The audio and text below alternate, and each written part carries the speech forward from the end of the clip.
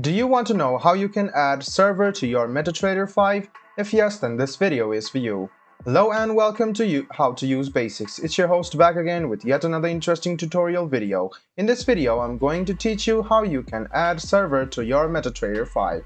Go ahead and open Metatrader 5, which is on your PC, and you can see accounts over here on the left hand side. Right click on it and go to open an account. You can search for your server over here or your broker over here. After you select your broker, click next, and what you need to do is click on connect with existing trade account. You can see the server over here. You can select or add your server from here. So what you need to do is first of all write down your login ID, your password, and select your server. If this is not your broker, go ahead and go to back and select this broker or any broker which is yours. Click next and go to connect with existing trade account and select your server. So you can see there are some servers over here. You can select your real server or your genuine server, write down your login ID, password, and click finish.